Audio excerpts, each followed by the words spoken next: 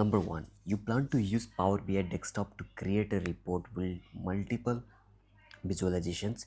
You need to create a visual that supports the following: filters other visuals on the same report page, allow users to search for values by which to filter the other visuals.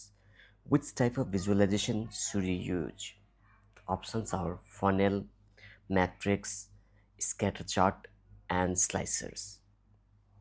Which type of visualization should you use? The answer is slicers, because the slicer visualization can be used to filter the other visuals on the page.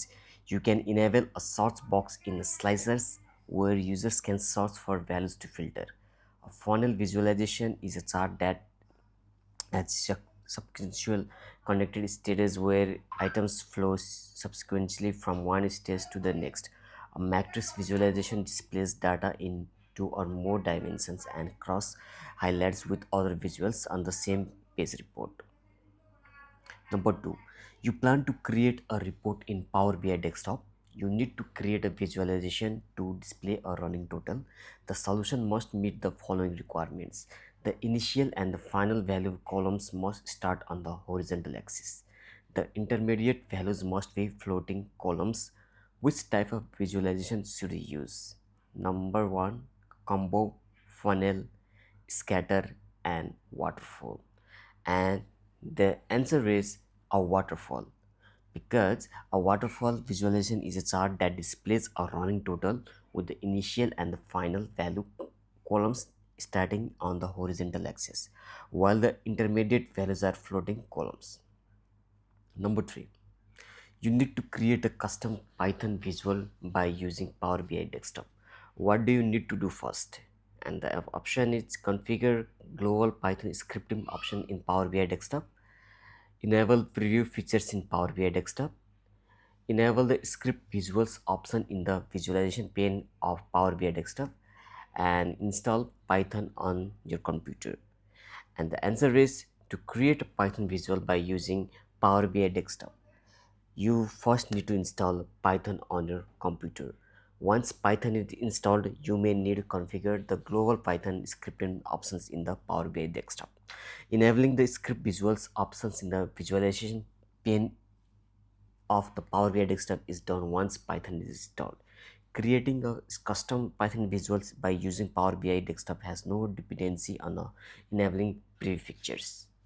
Number 4, you are editing a report in Power BI Desktop. You need to adjust the behavior of the report by editing interactions. Which two types of interaction behavior can you change between visuals? Its correct answer represents a complete solution. Number one, drill through, expand, filter, highlight. And the answer is a filter will show you the filtered data in the visual, and the answer is highlight and filter. Highlight is the default interaction between visuals. It shows you both the unfiltered and filtered values in the visual. For comparison processes, drill through is a page navigation experience that takes you from one page to another plus applies a set of filters to page navigated. And expand is a way to navigate down a level using the hierarchical controls. So the answer is filter and highlight. Number 5, you need to create a visual that displays sales by employees trending over months. The visual must clearly show how employees are performing against each other and have a ranking for each period. Which visual should we use? Options: cluster bar chart, ribbon chart, scatter plot, and the tree map. So the answer is a ribbon chart places the highest rank value, and the answer is ribbon chart. So this ribbon chart places the highest ranked value at the top of the scattered columns each month and shows those ranks changes over time. Number 6, from Power BI Desktop, you open a Power BI report that contains three pages named main, error rate, and on time rate. You add a button to the main page for navigation. You need to implement a solution that meets the following requirements. The navigation destination must change based on the output of a DAX measure named error rate. If error rate is greater than 5%, and the button must display the text error rate and the navigation to the error rate page. Otherwise, the button must display the text on time rate and navigate to the on time rate page. What three actions should you perform? Each correct answer represents part of the solution. And the option is create a DAX measure that outputs the correct page name based on the value error rate. Set the page type of page navigation and use conditional formatting to specify the destination. Set the button type of bookmark and then use conditional formatting to specify the destination. And the last, set the navigation destination to the error page rate page. And last one, use conditional formatting to set the button next. And the answer is create answer is one, create a DAX measure and set the button type of page navigation and use conditional formatting to the button text. So to configure a button for conditional page navigation, you need to create a DAX measure that outputs the correct destination page name, then configure the button to the page navigation and use the newly created DAX measure to specify the navigation destination. To change the button text to match the page name, conditional formatting must be used to set the text to equal to newly created DAX measures. No bookmarks are necessary. It is not necessary to set the destination to a specific page since conditional formatting is to specify the destination. Number 7.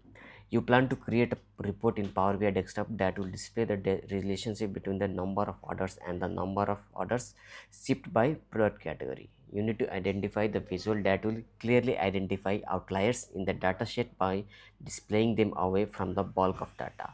Which visual should you use? Options are card, gauge, scatter, and trim map. So here the answer is a scatter visual. It displays a relationship between values associated with two axes. One set is numerical data along a horizontal axis and another set of numerical values along a vertical axis. It is a particularly suitable for identifying outliers because it displays them away from the bulk of data. A card visual displays a single data point. A tree map visuals displays data as a set of nested rectangles. A gauge visual displays circular arc including a single value that measures progress towards a current or target. So the answer is scatter visual. Number 8.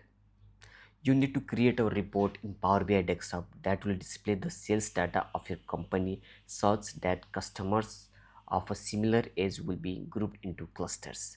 Which visuals should you use to add to the report? And options are CAD, gauge, scatter, and trim map. So the here is creating a scatter visual is the first step of applying the clustering technique that groups data into clusters. Card, gauge, and trim map visuals do not support clustering. Number 9. You implement the Q&A feature in the report so users can get answers to their questions on their own. You need to improve your Q&A search capabilities for end users. Which two configuration can you add? Each correct answer represents a complete solution. Add a linguistic schema to the dataset. Add synonyms to the model fields. Configure the dataset as a composite model. Organize the dataset columns and measures into logical folders in the fields pane. So here the answer is add a linguistic schema to the dataset and add synonyms to model fields. Adding synonyms to data model will help users search for them. For example, you can give a synonym of actuals for the sales measure. A linguistic schema describes terms and phrases that Q&A should understand their objects within a dataset, including parts of speech, synonyms, and phrasing that relate to that dataset. Composite models are not supported by Q&A today. Organizing fields by display folders will not impact Q&A search capabilities. So answer is add a linguistic schema to the dataset and add synonyms to the model fields. Number 10, you have a visual that is being cross highlighted. By default, what data will be displayed in the report tooltip? Options is a report page tooltip with cross highlighted data, both the unfiltered and filtered cross highlighted data, the filtered cross highlighted data, and the last, the unfiltered non cross highlighted total data. So by default, report displays will apply the filter from the cross highlighted data into the tooltip. And third one is the answer.